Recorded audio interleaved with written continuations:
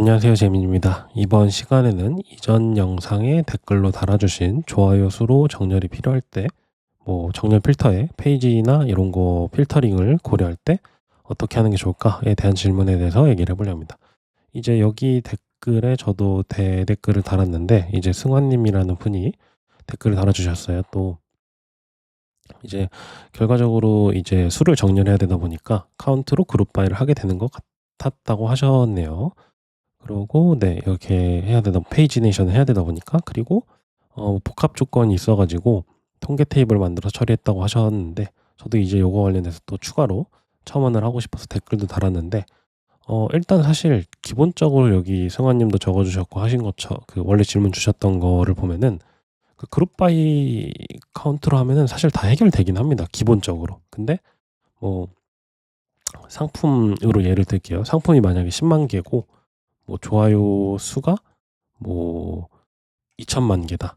아예 이렇게 가면 만약에 우리가 이 좋아요를 카운트해 가지고 그 페이지네이션을 정렬로 해서 API를 내려준다 치면은 엄청 느리겠죠. 왜냐면은 요거를 다 지금 2천만 개를 10만 개 기준으로 그룹 바이를 해서 누가 제일 좋아요가 많은지를 세야 되다 보니까, 그래서 결과적으로 그 데이터 양이 많아지게 되면은 사실은 요 방식으로는 힘들긴 합니다. 그러니까 사실 할 수 있는 방법이 굳이 있는데, 캐싱을 넣을게요, 이렇게 해 가지고 할 수는 있죠. 근데 요렇게 하더라도 만약에 된다 치더라도, 어떻게 된다 치더라도 캐시가 만료되는 시점, 분명히 만료되는 시점이 있을 거거든요. 물론 그 말아서 넣는 이제 푸시 방식이라나 그렇게 할 수도 있긴 한데, 그렇게 하다 보니까 좀 복잡해지는 거죠. 그리고 만약에 이제 만료가 된다라고 했을 때, 그러니까 만료됐을 때에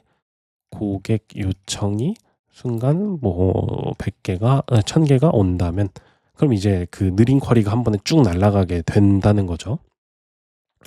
사실 요런 식으로 접근하는 것도 나쁘진 않은 방법인데, 그전에 가장 효율적으로 할 수 있는 방법은 사실은 여기 적어 주신 것처럼 테이블을 이제 만드는 거죠, 별도로. 요거의 전제가 제가 있는데, 이전 영상에서도 똑같은데, 저는 리뷰 테이블에 그 뭐죠? 라이크 카운트 컬럼은 만들지 않는다. 저는 요거는 똑같습니다.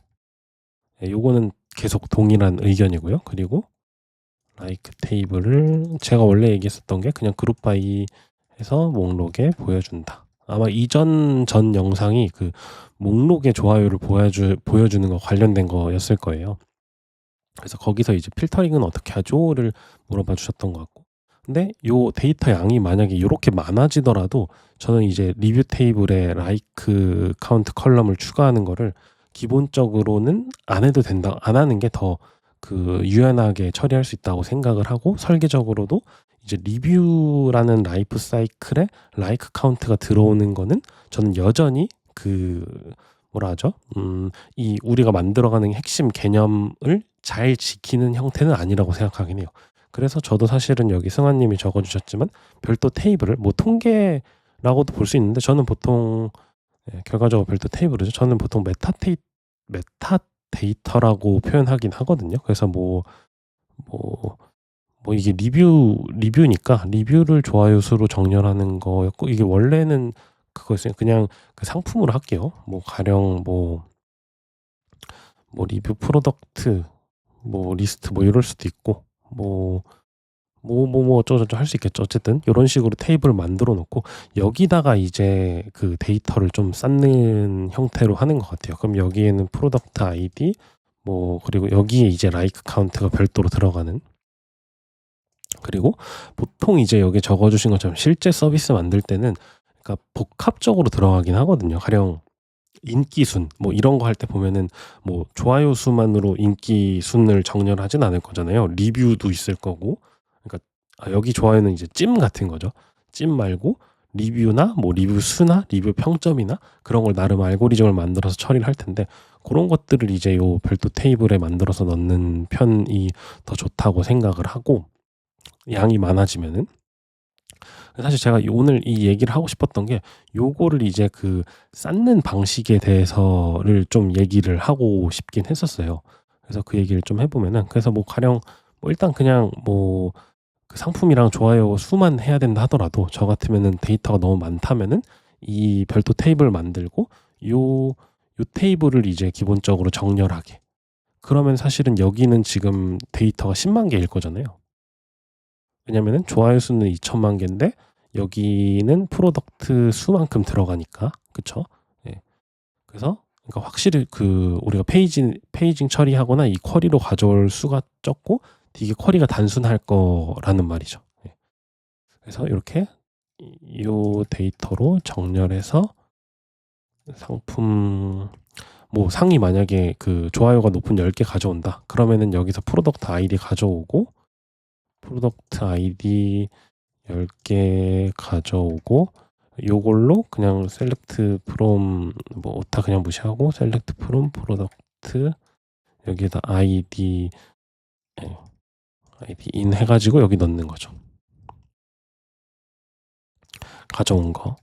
네, 뭐 이렇게만 넣으면 사실은 그 성능이 가장 괜찮게 가져올 수 있으니까 예, 요거였고요. 그래서 저도 기본적으로 승아님이 적어주신 게 좋은데 여기서 이제 제가 얘기하고 싶었던 관점이 첨언하고 싶었던 기본적으로 저도 승아님이 적어주신 게 좋은데 동의하는데 그거였던 것 같아요. 요거 적재하는 방식.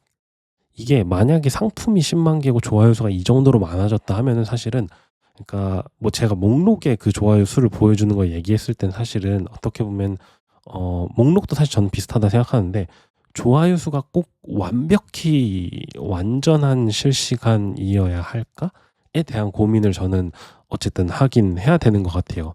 근데 보통 저 정도로 실제로 제가 있었던 곳에서 찜 규모가 너무 커지거나 이렇게 되면은 사실 요거를 또 개념적으로 저희가 생각해야 되거든요. 서비스 만들 때 기준으로. 그럼 찜이라고 그냥 할게요. 좋아요를. 찜의 본질은 어디서 실시간이어야 할까? 요거를 했을 때 제가 그때 제 경험 기준으로 있었던 그거는 요거였었어요. 내 찜함에 찜을 누르고 그 즉시 내 찜함에 보이는가?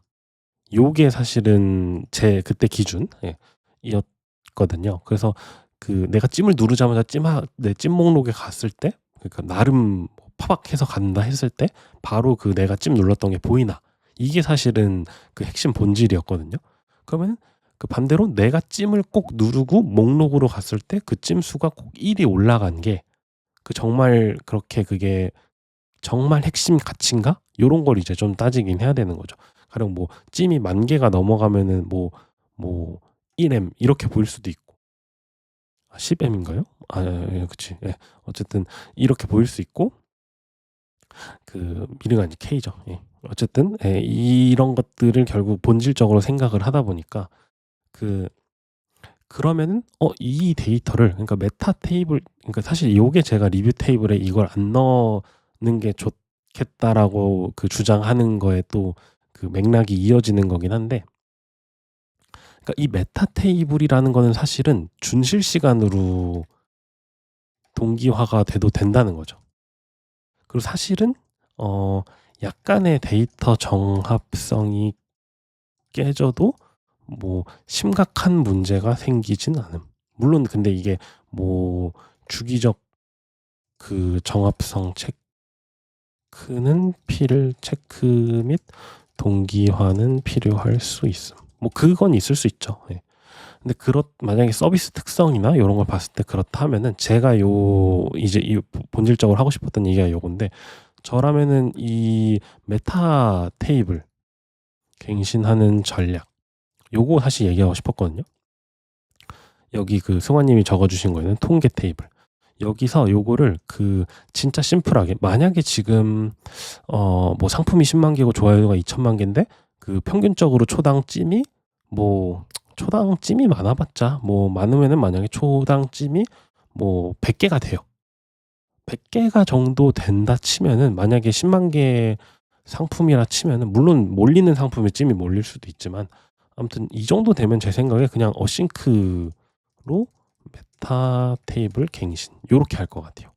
그러니까 요걸 사실 본질적으로 얘기하고 싶었던 건데 그 여전히 요 구조에서 저는 그 like 테이블, 그러니까 찜을 했을 때 처리 로직을 이제 설명을 해 보면은, 저는 이 제가 전전 영상에서도 똑같이 설명을 했을 때 like 테이블에 그냥 인서트 하거나 뭐 업데이트도 있긴 하죠. 있으면은. 그러니까 뭐 like를 해제하거나 like를 풀었다가 뭐 이건 중요한 게 아니니까, 뭐 어쨌든 찜을 추가했을 때 인서트를 할 거고, 그럼 여기서 생각하는 게 메타 테이블도 요게 만약에 트랜잭션이라고 칠게요. 그러면 메타 테이블도 이때 바로 갱신해야 할까? 에 대한 고민을 좀 해볼 필요가 있다는 거죠. 사실 해도 됩니다. 근데 이 지금 기준으로 보면은 그 경합이, 그 데이터가 들어가는 경합이 발생하길 가능성이 높은 게 얘잖아요. 왜냐면은 한 상품이 인기가 너무 많아서 찜을 막 다다다다닥 사람들이 해요. 그러면은 그 여기 테이블에는 그 프로덕이 하나가, 그 로우가 하나 있을 거기 때문에 거기가 그 경합 장소가 되는 걸 거거든요. 근데 이렇게 트랜잭션을 묶어 놓으면은 메타 테이블을 갱신하다가 찜하기가 안 들어갈 수가 있는 상태가 되는 거잖아요. 그리고 그 우리가 핵심으로 지금 바라보는 이 뭐 리뷰와 찜이라는 개념이 있다 치면은, 이 메타는 말 그대로 그냥 부수적인 거라고 가정을 하는 거죠. 그러니까 제가 보통 그 인프콘에서 얘기했던 1급 개념, 2급 개념 했을 때 얘는 그러니까 한 뭐 4급 개념 되는 거죠. 물론 중요하지만. 그래서 저라면은 얘를 일단 기본적으로 어싱크로 찢을 수 있다. 대신 요것도 트래픽이나 그 상품 개수나, 그 트래픽이죠, 결국. 트래픽이나 데이터 규모를 보고. 그래서 저는 요걸 찢으면 좋다. 네, 요 느낌을 좀 얘기하고 싶었어요. 그래서 기본적으로, 근데 만약에 여기서 그러면은 이 서비스가 너무 커가지고 뭐 인스타그램 하트 같은 거는 사실은 뭐 엄청날 거잖아요. 막 파파파박 막 하고 엄청 특정 게시물에 하트가 막 몰리고, 막 연예인이 올리면 막 올리고 요럴 수도 있으니까, 그런 경우라고 하면은 우리가 할 수 있는 거는 결국은, 그러니까 여기서 하는 건 저는 어싱크에서 찢어 놓는 건 똑같은데, 그러니까 이벤트 그냥 발행하는 거죠. 뭐 여기선 진짜로 그 카프카 같은 거를 좀 쓸 수도 있고, 뭐 아니면 뭐 AWS 쓰고 있다면 다른 뭐 이벤트, 어쨌든 그러니까 이벤트, 그쵸. 예. 그러니까 이벤트를 발행해 가지고 컨슈밍해서 처리. 예. 그러니까 퍼블리시하고 컨슘 해 가지고 그 완전히 그 별도로 격리해서 처리. 요렇게 처리할 수 있을 것 같아요. 그러면 이제 그 소비하는 쪽을 이제 조절을 해 가지고 뭐 경합이나 요런 걸 좀 조절을 할 수 있고, 뭐 그 경합에 대한 거를 그냥 완전히 뭐 이거는 사실은 뭐 낙한정락이나 이런 걸 걸 필요 없이 그냥 업데이트를 무조건 때리면 되는 거기 때문에, 기본적으로. 물론 그랬을 때 정합성이 깨질 가능성이 있지만, 그 깨지는 게 그렇게 크리티컬한지, 가령 뭐 하루에 한 번 정합성 체크해서 동기화시켜서 한번 쫙 그 새벽에 동기화시키면은 문제가 없는 거 아닌지, 뭐 요런 거를 좀 전략을 정하는 게 중요하다고 생각합니다. 그래서 본질적으로 그 이제 승환 님이 댓글 너무 잘 달아 주셔 가지고 얘기를 안 하려다가, '아 요렇게 테이블 쪼개는 건 좋은데 요렇게 쌓는 거 관점에서도 한번 얘기를 해 놓으면은 되게 좋을 것 같다.' 그리고 요런 거 고민하는 게 또 되게 재밌긴 하잖아요. 뭐 어떤 분들은 메타 테이블도, 만약에 그 회사에서 그 PO나 이제 기획자가 '메타 테이블이 우린 너무 중요하다. 이 숫자가 너무 중요하다.' 그러면 사실은 메타 테이블 진짜 안 만드는 게 맞을 수도 있어요. 그러면은 진짜 그 제가 개인적으로 안 좋아한다고 했던 뭐 리뷰에 라이크 카운트 넣는 게 맞을 수도 있습니다.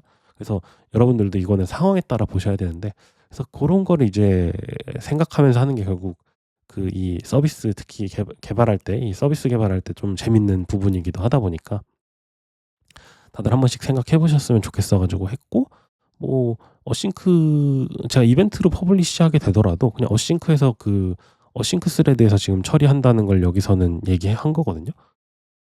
예, 여기서 그냥 바로 그 메타 테이블에 업데이트 컬이 날리는 거죠. 그냥 업데이트 메타 어쩌고저쩌고 셋 해 가지고 그 라이크 카운트 플러스는 플러스 1 이렇게 그냥 날리는 거죠. 예. 요거는 이제 그냥 진짜 말 그대로 그 딱 DB 완전히 쿼리로만 딱 동작하는 거다 보니까 쭉쭉 올라갈 거거든요, 사실. 예. 뭐 기존에 뭐 그 경합이 발생하기 쉬운 뭐 1,000원이 잔고인데 여기서 500원을 출금하면서 500원을 입금하는 뭐 이런 방식이 아니다 보니까 비슷한가? 어쨌든 네, 요런 식으로 그냥 바로 때려 버리고, 만약에 이게 그 트래픽이 너무 많아지거나 해 가지고 그 여기서도 뭔가 그 경합적 충돌이 나거나 아니면은 더 뭐 그러니까 어싱크 스레드 자체가 막 그 모자른 상태가 되거나 뭐 요렇게 된다 하면은 뭐 이벤트로도 쪼개는 것도 고민해 볼 수 있지 않을까? 그러니까 서비스가 커지고 트래픽이 많아지면 뭐 이런 거는 한 번씩 만약에 기회 되시면은 한번 해서 그냥 성능 테스트 한번 쭉 해 보면서 트래픽 때려 박아서 이 어싱크로 해 가지고 그 스레드에서 그냥 처리하겠는데 뭔가 터지네 하면 이제 바꿔 보고 이렇게 한번 또 해 보시는 것도 되게 재밌는 부분일 것 같고, 핵심적으로 제가 오늘 막 요거를 무슨 얘기를 하지를 했을 때 이제 생각을 했던 거는, 요 테이블 쪼개는 거 저도 되게 좋은 전략이라 생각하는데, 요거를 쌓는 거 관련돼서도 이렇게 있으니까 통계 테이블 만들고 뭐 근데 이제 승환 님은 여기 적어 주시진 않았지만 뭐 배치로 통계 테이블 쌓고 뭐 하루에 한 번만 쌓은 다음에 요거로 정렬해도 되지 않냐. 뭐 이것도 너무 좋죠, 사실. 뭐 준실시간으로 굳이 반영될 필요도 없이 뭐 하루에 한 번만 배치로 돌려서 평점 데이터를 만들고 뭐 하는 것도 뭐 1시간에 한 번 돌리든지 뭐 그런 것도 저는 괜찮다고 생각합니다. 근데 만약에 서비스에서 우리는 약간 트렌드에 좀 민감한 서비스라서 뭐 6시 내 고향에서 뭐가 뜨면은 그게 찜이 쫙 올라가는데 그게 그래도 한 뭐 5분 내로는 반영되면 좋겠는데요, 요런 요구 사항이 있다. 그럼 또 고민해 보시면 되고, 우리는 뭐 대충 날마다 트렌드가 바뀌니까 그냥 뭐 이거 뭐 하루에 한 번 정도 되면 될 것 같아요 하면은 이 통계 테이블도 하루치만 만들어 놓으셔도 되고, 네, 그런 식으로 결국은 좀 각자 우리가 처한 상황이 항상 다를 거기 때문에 그때에 맞는 이 설계 방식이나 그때의 트래픽 규모나 요런 걸로 하면은, 아까 제가 맨 처음에 스쳐 지나가듯 얘기했던 뭐 캐싱을 한다, 뭐 캐싱 붙인다 하면 또 뭐 레디스를 붙이니 뭐니 이랬는데, 뭐 제가 마지막에 말한 거엔 카프카나 뭐 이런 이벤트 관련된 것도 얘기했지만, 얘를 그냥 트래픽 없다 빼면은 웬만하면은 우리가 지금 있는 최소한의 자원으로도 괜찮은 기능을 꽤 만들 수 있다는 거를 좀 얘기를 하고 싶었습니다. 그래서 오랜만에 또 이렇게 재밌게 달아주셔 가지고 했고, 그리고 또 이제 이 댓글에 유튜브 이 뭐죠? 깃허브 댓글에 이제 달아주신 게 있어 가지고 또 댓글을 달아주셨는데, 네, 성함이 네, BJ 강님, 네, 예, 적어주셨는데, 네, 요것도 제가 아까 좀 읽어봤는데, 맞아요. 기본적으로 여기도 이제 적어주신 것도 가져와서 네, 하면 되지 않을까. 요청이 크지 않기 때문에. 근데 요게 하나 걸린 게 제가 그거였던 것 같아요. 뭐냐면은, 그러니까 추가적으로 플러스 알파 정렬이 필요할 때 코드상에서 정렬을 수행한다. 요게 이제 사실은 맨 처음에 질문 주신 우리 CS5581님 이 적어주신 거랑 약간 상충되긴 합니다. 왜냐면은 페이지네이션을 해야 될 때는 사실은 쿼리로 어쨌든 저희가 페이지네이션을 하려면은 이게 균일한 데이터를 해야 될 거잖아요. 왜냐면은 첫 번째 좋아요 테이블 정렬을 해가지고 상품이 A, B, C, D, E가 나왔어요. 나왔는데 플러스 알파 데이터 정렬을 넣으면은 사실은 F, G, E, C, A가 나와야 되는 거죠. 가령 뭐 여기서 적어주시는 걸 그대로 쓰면 좋아요 테이블에서 가져온 데이터를 기준으로 요거죠. 이렇게 가져왔는데 A, B, C, D, E가 나왔는데 사실은 플러스 알파 정렬을 하면은 요렇게인데 메모리에 얘를 들고 와버리는 순간 플러스 알파 정렬을 이제 코드상에서 할 수가 없게 되는 거죠. 그래서 사실은 만약에 좀 복합적인 아까 최초에 말한 복합 정렬이나 이런 게 있으면은 결과적으로 이런 어떤 메타 테이블 같은 것들이 좀 나와야 되고, 그걸 통해서 정렬과 페이지네이션을 한 방에 사실 해야 기본적으로 서비스를 제공을 좀 할 수 있는 상황인 것 같습니다. 사실 그런 측면에서는 저는 또 이거는 좀 조금 새는 얘기지만 좀 짧게 하면은, 그러니까 저는 이게 뭐 정렬 지금 페이지네이션을 얘기를 했지만 그러니까 검색 영역이라고 생각을 하거든요. 그래서 저는 사실은 이건 제가 이게 규모가 좀 커질 때마다 항상 그 서비스나 그 플랫폼 쪽에 주장하는 의견인데, 그러니까 "검색은 서비스의 본질과 다르다."라는 얘기를 좀 많이 해요. 그래서 분리를 해야 한다. 그러니까 그래서 분리가 이제 뭐 이게 시스템적으로건 뭐 서비스적으로건, 왜냐면은 이게 검색은 갈수록 복잡해지거든요. 근데 사실은 제가 위에 뭐 RDB로 하면 좋고 뭐 최소한 리소스를 해야 되고 이랬는데, 검색은 만약에 서비스가 우리가 어느 정도 커지고 더 그 뭐죠? 이 뭐 퍼스널 그 개인화나 이런 거를 더 강화시키거나 이렇게 하고 점점 더 크게 키우려면은 검색은 무조건 검색 서비스로 뛰어야 된다라는 게 사실 제 그 뭐라 하죠? 지론이라 하나요? 제 의견입니다, 사실. 왜냐면 안 그러면은, 그러니까 그 우리가 뭐 도메인이라 부르기도 하는, 저는 이제 개념이라고 자주 표현하는 것들이 그러니까 오염되기가 쉬워요. 왜냐면 검색은 너무 그 침투적이거든요, 사실. 그러니까 뭐 검색은 뭐 좋아요 수 플러스 뭐 별점 수, 리뷰 수 플러스 뭐 조회수 등등등 엄청난 게 많은 것들을 하잖아요. 근데 그러면서 뭐 핑크색이면서 뭐 여름에 입기 좋으면서 꽃무늬가 들어간 뭐 이런 느낌이 되거든요, 결국 검색이 진화하면 진화할수록. 근데 이거를 우리가 만약에 뭐 서비스 메인 그 RDB나 뭐 아무리 뭐 레디스가 있다 하더라도 그런 걸로 해결한다고 하면은 사실 한계가 무조건 있습니다, 이건. 그래서 저는 이게 서비스가 어느 정도 커지고, 물론 서비스가 작은데 '아 우리는 검색 시스템 만들 거야.' 이거는 쪼끔 오버일 수도 있긴 하고요. 근데 서비스가 어느 정도 커지고 이제 검색의 니즈나 이런 게 뚜렷해지고, 심지어 여기 정렬이나 요런 것들은 저는 다 검색 영역이라고 생각을 하긴 하거든요. 왜냐면 이 정렬을 하는 거 자체가 사용자가 원하는 그 목적에 맞는 걸 뭔가 찾으려는 행위니까. 예, 저는 그래서 검색이라고 생각하는데, 근데 그러다 보면 저는 결국은 검색 그 시스템을 구축해야 한다 생각을 하긴 합니다. 그럴 때 만약에 서비스에서 해줄 수 있는 마지노선 그 어떤 기반 데이터는 데이터 같은 것들, 메타 테이블 같은 것들을 쭉 만들어 놓으면은 요거를 이제 검색 시스템에서 쭉 빨아가는 거죠. 빨아간다라 하면 좀 그런가? 그 가져간다. 예. 가령 뭐 그 저도 사실 잘 모르는데, 그러니까 회사에서 막 그 훌륭하신 분들이 막 쓰고 그러다 보니까 주워 듣고 그러잖아요. 뭐 ES 같은 거를 당연히 이제 쓰다 보면 ES의 데이터를 메타 테이블 데이터를 쭉 넣고, 그리고 뭐 부가 가공 정보를 쌓아 놓고, 그래서 검색은 ES로 한다. 예, 뭐 요렇게 되는 거죠. 대신 뭐 이럴 수는 있습니다. 그러니까 검색 결과가, 저도 그 ES 이거 뭐 쿼리 좀 짜고 볼 줄 아는데 그 맨날 잘 몰라 가지고 사실, 예, 맨날 검색해서 하거든요. 어쨌든 이 ES 결과물이 ES의 리절트가 아이디 목록이 나오는 거죠. 프로덕트 아이디스 해 가지고 요렇게 돌려주는 거죠.